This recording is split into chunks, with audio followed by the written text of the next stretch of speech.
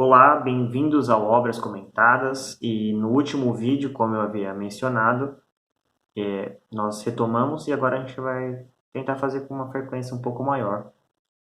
Vocês me ajudem aí, eu não sei qual que fica melhor, se é ler ao mesmo tempo ou ler e explicar, não sei, mas eu vou fazer que está ao meu alcance. Se vocês vão me ajudando aí nos comentários, a gente vai vendo o que fica melhor, tá bom? Então eu estou aqui no capítulo, na página 28, estou lendo no PDF, então eu não sei se segue igualmente o livro, mas o título introdutório é Desenvolvimento da Psicologia Moderna. É interessante, é interessante. Eu vou ler e vou comentar como a gente sempre faz.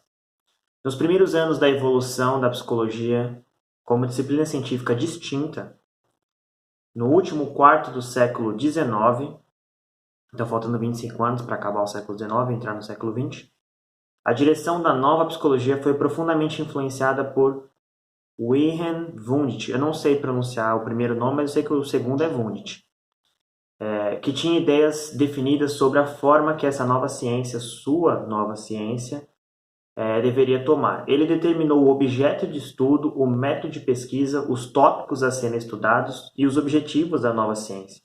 Então ele definiu o que seria ciência, o que seria a nova ciência, no caso a psicologia.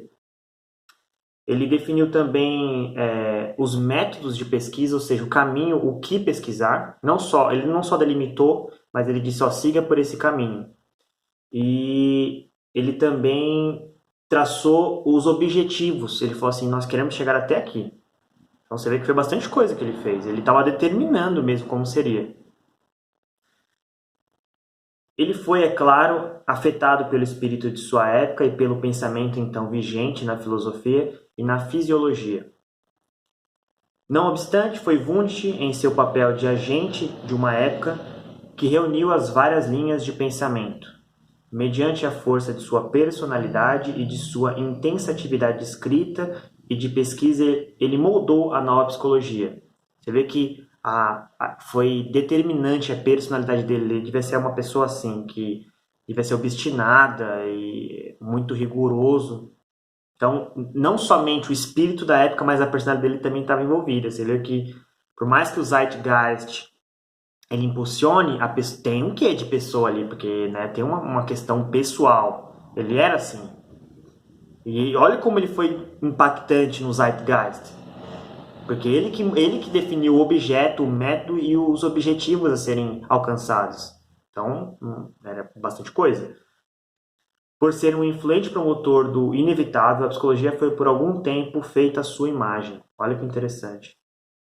Então, por muito tempo só se fazia psicologia da maneira do modo Wundt, digamos assim. Mas a situação logo mudou. Instalou-se a controvérsia entre os cada vez mais numerosos psicólogos. O Zeitgeist estava se modificando, então houveram uma série de psicólogos e eles começaram a divergir. O Zeitgeist estava se modificando e as novas ideias eram formuladas em outras ciências e na cultura em geral. Alguns psicólogos, refletindo essas novas correntes de pensamento, passaram a discordar da versão de psicologia de Wundt e propuseram suas próprias concepções. Na virada do século, coexistiam várias posições sistemáticas ou escolas de pensamento, que eram essencialmente definições diferentes da natureza da psicologia. Então, muitos começaram a ter suas próprias ideias, elas não tinham, muitas delas eram muito distintas umas das outras, e aí as pessoas, as escolas são formadas por afinidades de pensamento, creio eu. Então, basicamente foi formando diversos psicólogos com as suas percepções, com as suas concepções, e aí as pessoas que tinham afinidades, que pensavam mais ou menos parecido, aderiram àquela corrente de pensamento e formando uma escola. O termo escola de pensamento refere-se a um grupo de psicólogos que se associam ideologicamente. Você viu que eu já previ, né? E às vezes, geograficamente, ao líder de um movimento. Então, você está próximo. É mais fácil você aderir a um movimento próximo regionalmente, geograficamente, né? Do que ir para muito mais longe. Em geral, os membros de uma escola trabalham em problemas comuns e compartilham uma orientação teórica ou sistemática.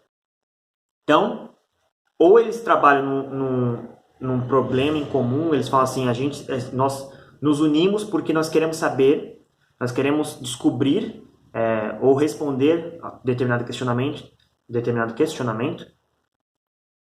ou o sistema que é implantado, assim, os métodos, aí eles possuem afinidade com esse método, gostam dele e aí aderem. Então tem basicamente isso dessa forma. O surgimento de escolas de pensamento diferentes e por vezes simultâneas e o seu subsequente declínio e substituição por outras são uma das características mais marcantes da história da psicologia. Então, o surgimento de diferentes pensamentos e às vezes simultaneamente aparece um pensamento aqui e o outro distinto. Acredito que às vezes essa polaridade ela já coexiste, porque o levantamento de um pensamento gera automaticamente um pensamento contrário. E seu subsequente declínio e substituição, ou seja, aí tem o ápice, né? A ideia vai subindo, alcança determinado nível se estabelece uma corrente de pensamento e depois há o declínio. E aí ele diz que vai ser substituído por